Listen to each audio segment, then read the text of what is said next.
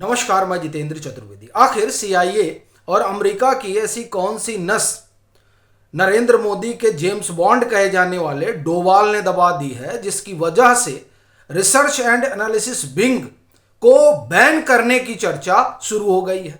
और यह चर्चा कहीं और नहीं, अमेरिका कर रहा है साहब।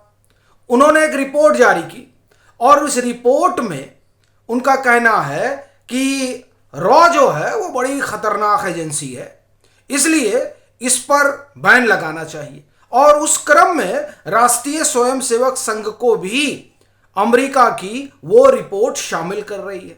अब प्रश्न ये है कि कौन सा इनका खेत जो है रॉ ने काट लिया, जिसकी वजह से रॉ पर इस कदर नाराज है। कौन? अमेरिकी प्रशासन। और उससे भी बड़ी बात है सीआईए। जाहिर सी चीज है कि कुछ तो हुआ है। रॉ ने ऐसा कोई ऑपरेशन अंजाम दिया है जिसकी वजह से सीआईए की पूरी योजना फेल हो गई। तो अब वो कौन सा ऑपरेशन था और किसकी वजह से ये लोग इस कदर जो है रॉ के पीछे पड़े हुए हैं, डोवाल साहब के पीछे पड़े हुए हैं? ये बात तो किसी से छिपी नहीं है। बाकायदे वो पन्नू वाले मामले में, निज्जर वाले मामले में देखे किस तरीके से इन लोगों को घेरा गया था, जिसमें केंद्रीय गृह मंत्री अमित शाह तक का नाम ले लिया गया था। आप डोभाल साहब का नाम तक ले रहे हैं। इसका मतलब यह हुआ कि कुछ तो है जिसने इनकी एक तरह से कहा जाए कि दुखती रग दबा दी है।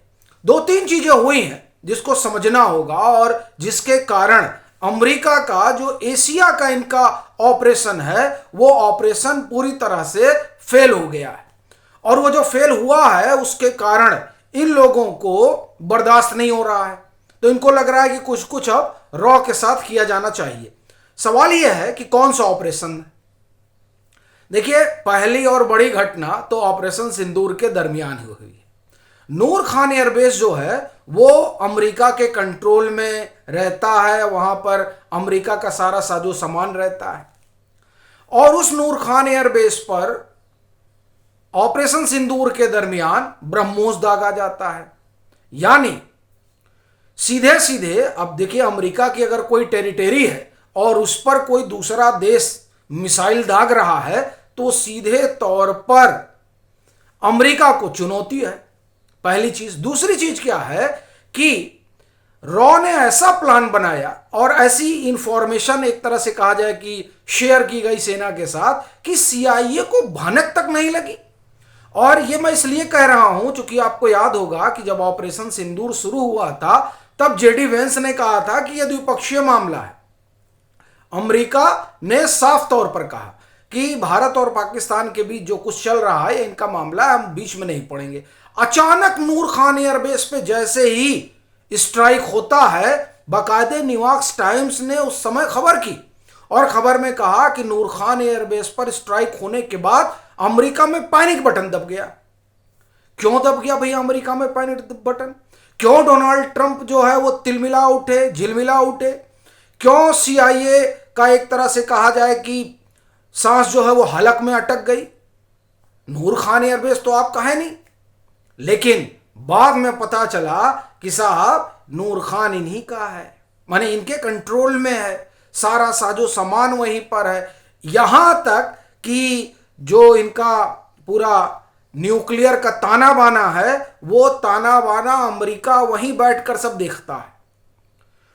इतना सटीक ऑपरेशन हुआ और उस ऑपरेशन के बारे में सीआईए को खबर नहीं। अब साहब यहीं से देखिए बात बिगड़ना शुरू होती है। आप अगर भारत और अमेरिका संबंधों पर गौर करें तो आप पाएंगे कि इसी ऑपरेशन सिंदूर के बाद डोनाल्ड ट्रंप की बोली बानी एकदम से बदल गई। सीआईए इस बात पर उतारू हो गई किसी तरह से नरेंद्र मोदी की सरकार को पलट दिया जाए। अब ये जो उलट पलट है ये उसी दौर से शुरू हुआ। ये एक घटना है। और अभी हाल हाल की घटना आपको याद दिला देता हूं।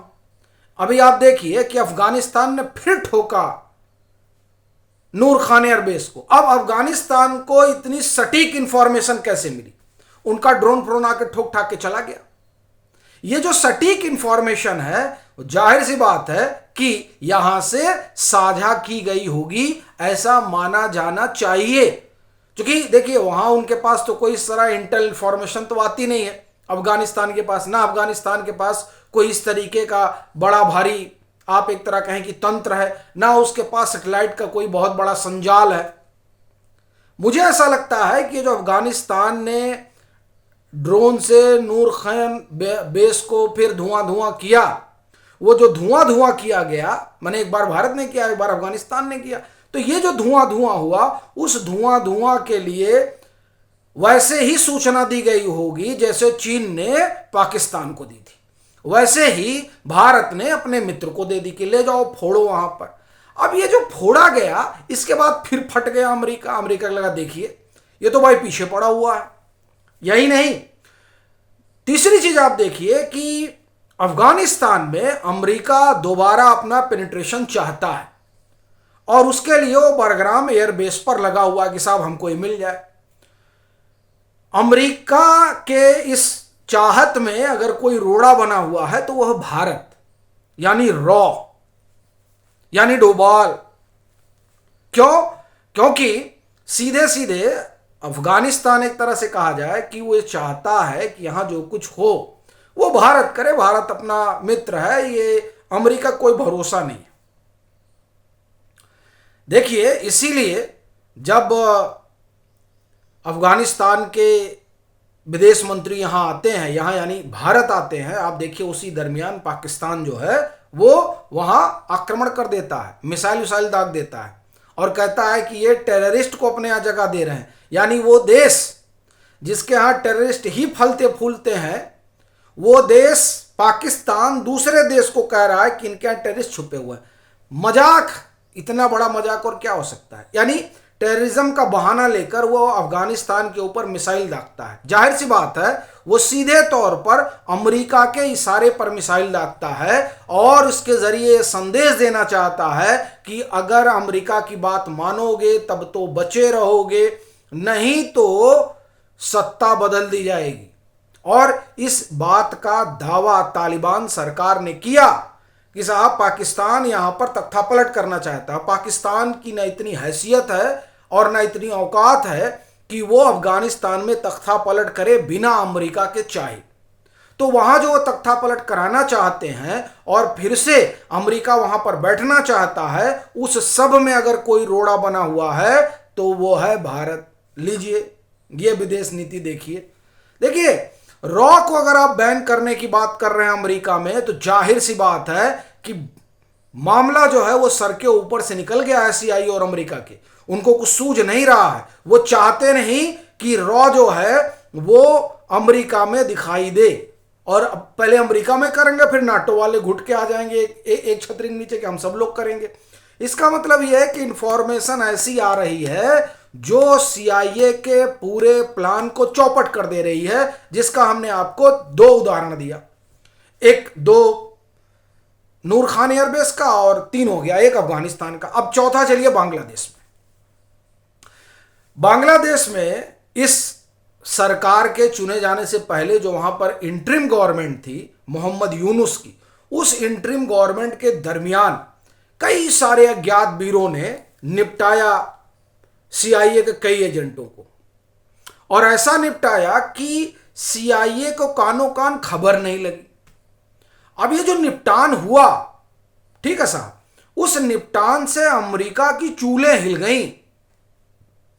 देखिए अब चूल्हे हिलने का मतलब ये नहीं हुआ कि अमेरिका डर के दुबक गया। यहां चूल्हे हिलने का मतलब यह है कि जो इंफॉर्मेशन गैदरिंग वो लोग बांग्लादेश में बैठकर कर रहे थे, और बांग्लादेश से आप ये कहें कि म्यांमार और उसके बाद में भारत यहां सब अपनी एक्टिविटी को कंट्रोल करना चाह रहे थे, उस पर कुठाराघात हो गया। क्यों? क्योंकि इनके बेस्ट जो सीआईए एजेंट यहां एक्टिव थे उन लोगों को अज्ञात वीरों ने सुला दिया। अब बांग्लादेश में अगर अज्ञात वीर एक्टिव हैं तो जाहिर सी बात है कि उनको एक्टिवेट किया गया है। अब एक्टिवेट कौन किया है, किसकी मदद से किया है? तो देखिए क्या है कि एजेंसियां तो ये कहती नहीं कि साहब हमारा एजेंट है, वो अज्ञात वीर का ही नाम दिया जाता है।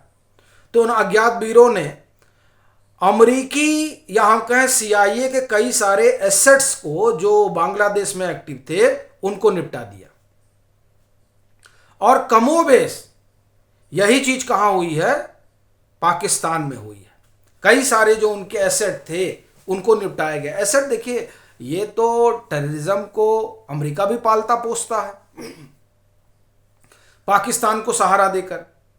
तो ये जो पूरा यहां पर एक तरह से कहा जाए कि पालन पोषण चल रहा था, उस पालन पोषण पर साहब कुठाराघात हो गया।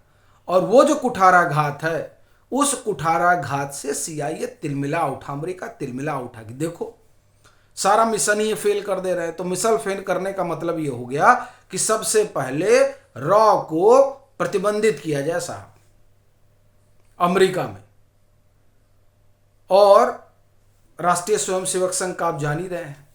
तो ये कहानी कुल है, क्योंकि अमेरिका का जो आप एक तरह से कहें कि तमाम सारा खेल है, उस खेल पर अगर किसी ने पानी फेरा है तो वो रॉ है। इसलिए ये लोग रॉ को लेकर परेशान हैं।